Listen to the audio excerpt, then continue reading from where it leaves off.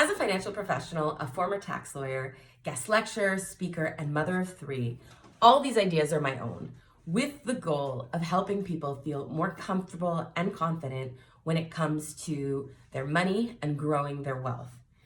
So today I want to address one of the major reasons that people don't feel comfortable doing this.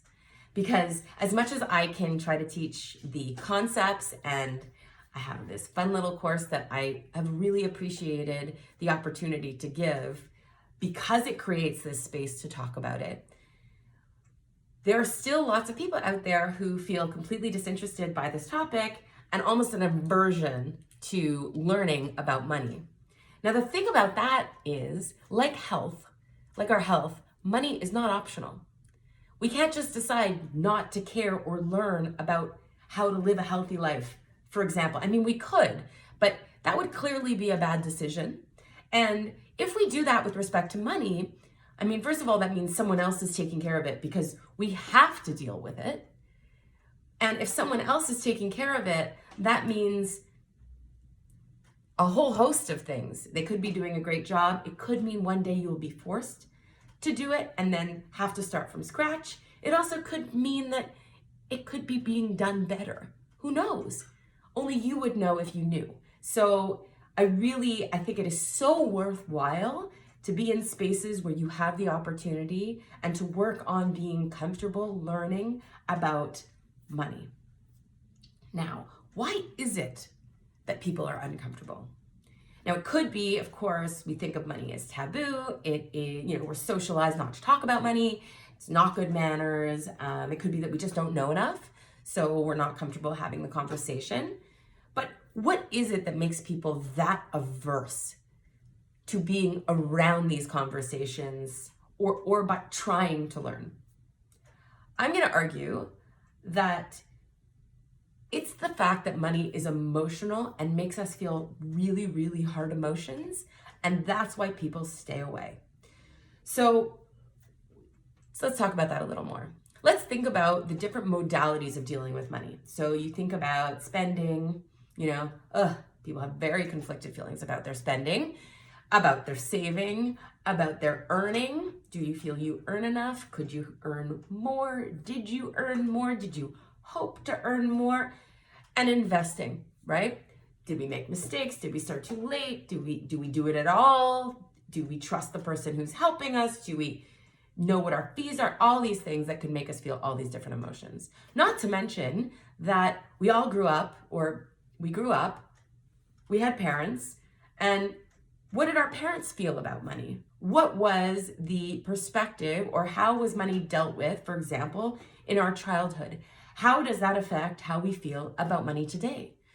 If we have a spouse, do we have similar values or ideas when it comes to money as our spouse does? It's very complicated. Now, amongst the emotions that we can feel when it comes to money, we can feel financial stress. When we look at the news, it could cause us stress. We could feel fear. We could feel inadequacy. We can also feel shame and vulnerability. And I want to address specifically shame and vulnerability. The research is not mine. Many of us have probably heard of Brené Brown, who has done, she is a researcher who has done a lot of research on different emotions, including shame and vulnerability. And shame, what is shame?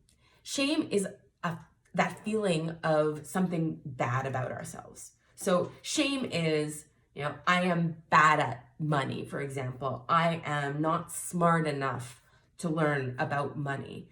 Now, shame, in contrast to guilt, is about us. Guilt is about something we've done. So when we feel guilty about something, it isn't necessarily a commentary on us. It's on something we've done, which we could change. So one way of feeling, for example, less shame is to change the narrative. So instead of saying to ourselves, I am bad at money, we can say to ourselves, I can be good at money, but I've made bad decisions because maybe I didn't know enough. And instead of saying, I am not smart enough to deal with money. Maybe we say, I am smart, but I just haven't had the opportunity to learn about money. Both of these changes in the narrative that we tell ourselves will allow us to feel more agency and will allow us to do more or better to get out of that place where we're berating ourselves, which, shame leads to all kinds of bad things like addiction and substance abuse, because we feel we need to escape or numb ourselves instead of feeling like we are totally capable. We just need the opportunity.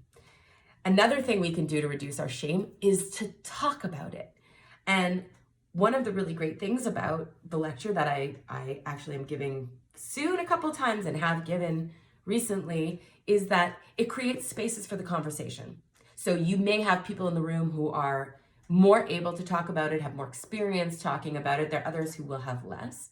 But creating the forum and just starting the conversation is the best thing we can do to reduce the shame associated with money, because silence feeds shame. What prevents shame is talking about it and normalizing it. So being in a room with other people where someone says, I always feel like I could learn more, like I don't know enough. I feel like it's too late to even start. And then you hear me too, me too, me too. And I can say me too for lots of things as well, even though I'm a financial professional now. So what else? Another feeling I wanted to talk about was vulnerability, because vulnerability is something that is impossible to escape as a human. We are all vulnerable at times. Unfortunately, we are taught to feel like vulnerability is weakness. So when something causes us to feel vulnerable, it kind of triggers this feeling of weakness, which makes us feel like we don't want that. Just like when something causes shame, we try to avoid it and don't talk about it when we should be talking about it. Vulnerability also causes us to try to avoid that situation that makes us feel that way. So is that true? No. Brené Brown tells us that vulnerability is actually courage. So try to think of the last time that you were courageous, or try to think of the last time that you felt vulnerable. One should bring you to the other. So the last time that you felt you showed a lot of courage was probably a time you were highly vulnerable. And if we can accept that money makes us feel vulnerable, because vulnerability is defined as risk, uncertainty, and emotional connection, three things that go hand in hand with money, whether we like it or not. If we can be okay with that and face it anyway with courage, then we're halfway there. Because it's hard to ask questions. But if you say to yourself, I am going to be brave, I am going to ask these questions regardless of what anyone thinks, because I know I will be better off with the answers, that is a time to step up and show that courage.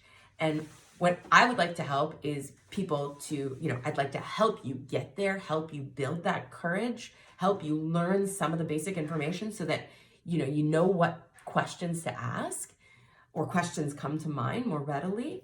But just being courageous is something we can all do. Facing our vulnerability and becoming more comfortable with that is something we can all do. Talking about money so that we can reduce the shame around it is also something we can all do. And it's something we can practice outside of the realm of money. So this brings me to swimming. Now, I heard about swimming and I decided I'd like to maybe try it. It took me months to build up the courage to walk into the Y, to say to the receptionist, I would like to try the swimming program. And then to put on a bathing suit and walk to the pool and walk up to the coach and say, would you mind if I tried? And he was uncertain. He looked at me, didn't know if I could swim, and said, sure, you can try. You'll be on a wait list, pick a lane.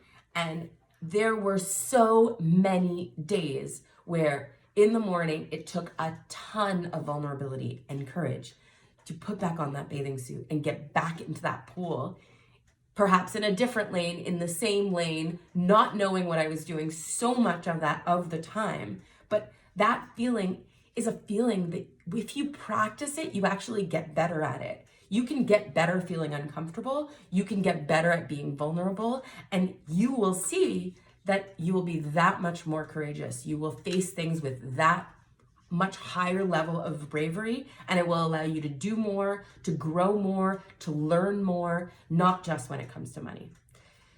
So that's what I have to say about this today. And as usual, please do not hesitate to let me know if you have any questions. I hope this helped.